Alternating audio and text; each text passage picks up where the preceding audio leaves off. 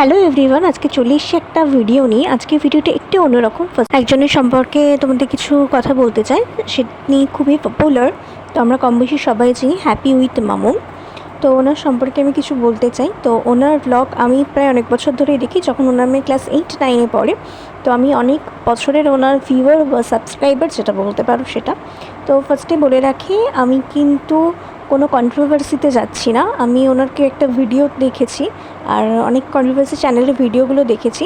তো তারই পরিপ্রেক্ষিতে আমি কিছু কথা বলতে চাইছি। এটা সম্পূর্ণ আমার ব্যক্তিগত মতামত। আমি কিন্তু কারোর পক্ষে কারোর বিপক্ষে সেটা নিয়ে বলছি না, একমাত্র আমার ব্যক্তিগত মতামত, যেটা আমি আমার ভ্লগের মাধ্যমে তোমাদের সাথে শেয়ার করছি। ঘটনাটা হয়েছে, ওনার এক সাবস্ক্রাইবার বন্ধু বা তিনি ওনার সাথে দেখা করতে গেছিলেন বাড়িতে, আর সেটা নিয়ে নানান কন্ট্রোভার্সি তৈরি হয়েছে। তো আমি কোনো আর্গুমেন্টে যাচ্ছি না, আমি আমার মতামতটাই বলছি। উনি হাত জোর করে বলেছেন যে আমার বাড়িতে কেউ আসবেন না। এটা নিয়ে অনেকের অনেক মতামত, অনেক কটাক্ষ আমি দেখছিলাম। তো আমার মনে হলো যে এই কথাটা হয়তো উনি নিজের ইনসিকিউরিটি থেকে বলেছেন, তাই না? আমরা আজকে কতটা সেফ, না ছেলেরা না মেয়েরা, বাইরে তো একদমই সেফ না, চারিদিকে যেটা হচ্ছে। তো উনি বাড়িতে, বলতে গেলে আমি ভ্লগ দেখে যেটুকু বুঝেছি, উনি বাড়িতে একা থাকে। ওনার মেয়ে কলেজ চলে যায়, ওনার হাজব্যান্ড কাজে বেরিয়ে যায়, উনি বাড়িতে একা থাকে। তো আমার মনে হয় ওনার জায়গায় যার নিজেদের দাঁড় করিয়ে আমাদের দেখা উচিত। তো ওনার ভিডিওর মাধ্যমে আমরা ওনাকে চিনি, কিন্তু উনি কিন্তু আমাদের চেনে না বা আমাদের দেখেনি। আমরা জাস্ট কমেন্ট করি, সেই কমেন্টটুকুর মাধ্যমে উনি আমাদের চেনেন। কিন্তু আমাদের লাইফস্টাইল, আমরা কীরকম দেখতে, না কী সম্পর্কে, কী করি না করি সম্পর্কে কিন্তু কিছুতে উনি অবগত নন। কিন্তু ওনার সম্পর্কে আমরা অবগত, ঠিক আছে? ওনার বাড়িতে কোথায় কোন জিনিসটা আছে, কখন কী হচ্ছে, কোথায় যাচ্ছে, কোথায় কী রাখা আছে, সব ব্যাপারে আমরা অবগত। তো এটা একটা স্বাভাবিক না? ওনার জায়গায় যদি আমরা নিজেদের দাঁড় করাই, তাহলে আমরা বুঝতে পারবো কেউ আমাদের চেনে, কিন্তু আমরা সেই মানুষটিকে চিনি না। হঠাৎ করে যদি এসে আমাদের সাথে দেখা করতে চায়, বাড়ি চলে আসে, তো আমাদের নিজের ফার্স্টে একটা ইনসিকিউরিটি লাগবে না? আমরা ফার্স্টে মনে হবে যে কে এসছে, কেন এসছে।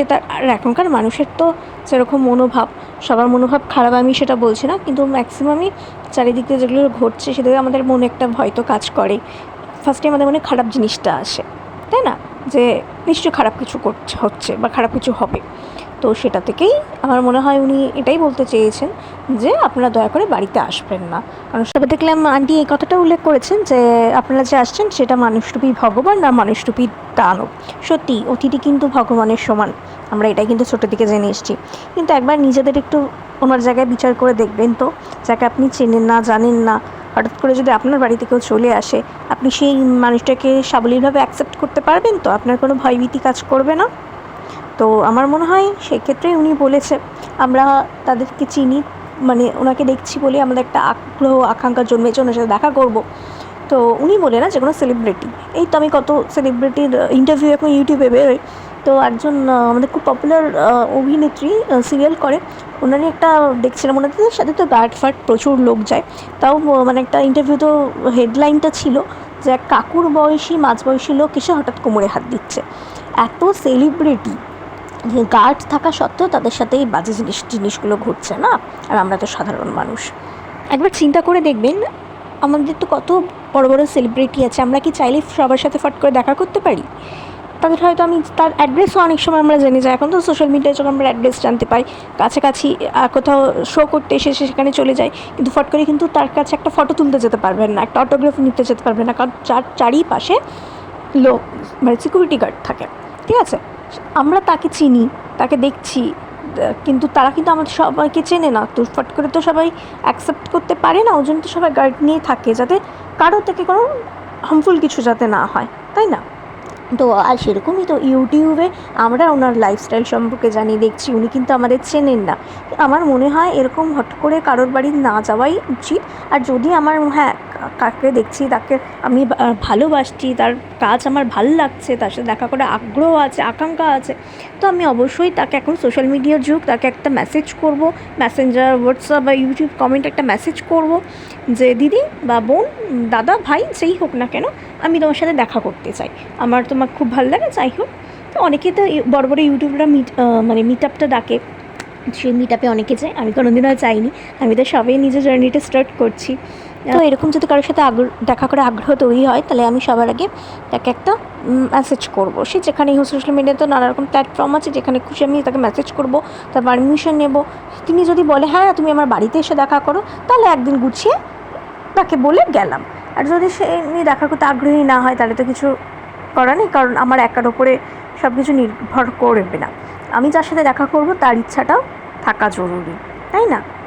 আর ধরুন মানে আমি একজন ব্যক্তিগত বলছি, সে হচ্ছে এ, ঠিক আছে? তো বি বলে এক পার্সন, সেও তার বাড়িতে গেছে, মানে এ বিকে চেনে না, কিন্তু বি একে এরকম মানে সোশ্যাল মিডিয়ার মাধ্যমে চেনে। এবার গেছে, যাওয়ার পরে বি এ হয়তো ভালো মনে করে বলেছে আমি এরকম সাবস্ক্রাইবারে এসে বলে ভালো মনে করে দরজা খুলে দিয়েছে। বাড়িতে উনি একা থাকে, জানে। এবার সে যে ওই সব কিছু লুট করে, তাকে অজ্ঞান করে ফেলে লুট করে পালিয়ে চলে যাবে না, তার কোনো গ্যারান্টি আছে? আর তো ওনার কিছু একটা হলে, ভালো মন্দ কিছু হলে তার দায়িত্বটা কে নেবে? তার বাড়ির লোকই কিন্তু তাকে দোষারোপ করবে, তাই না?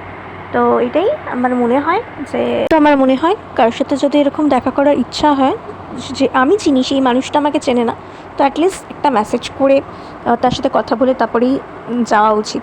আমার সাথে এরকম কথা হয়েছে, ছোটোবেলায় একসাথে স্কুলে পড়তাম, এখন প্রাইমারিতে, তারপর এখন বড় হয়ে আমার সাথে দেখা হয়, আমি ওই সময় চিনতে পারি না, সে আমাকে চিনে কথা বলছে, খারাপ ব্যবহার তো আর করতে পারি না। হ্যাঁ ভালো আছিস, আমিও বলি হ্যাঁ তুই ভালো আছিস, এদিকে কিন্তু আমি মনে করতে পারছি না সে কে। রিসেন্ট হয়েছে, আমি আমার দিদির সাথে একটু বেরিয়েছিলাম ডাক্তার দেখাতে, সেদিনকে এই ঘটনাটা, আমি কিন্তু তাকে মনে করতে পারছি না, হয়তো স্কুল টুলে হয়তো পড়তো, আমার ঠিক মনে নেই। তো এই হচ্ছে ব্যাপার। তো আমার আজকে এইটুকুই বলার ছিল। সম্পূর্ণ আমার ব্যক্তিগত মতামত, এখানে আমি কারো পক্ষে বা বিপক্ষে কিন্তু বলছি না। তো আজকে সারাদিন একটা বিজি শিডিউলের মতো কাটলেও, মা খুব অসুস্থ, তো আমি সব কিছু করলাম। তো আজকে এইটুকুই। ভিডিওটি ভালো লাগলে লাইক করো, কমেন্ট করো, শেয়ার করো, চ্যানেলটা সাবস্ক্রাইব করো। যারা ফেসবুক আর ইনস্টাগ্রাম থেকে দেখছো, আমাকে অবশ্যই ফলো করো। আজকের মতন টাটা। সবাই ভালো থেকো, সুস্থ থেকো, দেখা হচ্ছে নেক্সট একটা ব্লগে।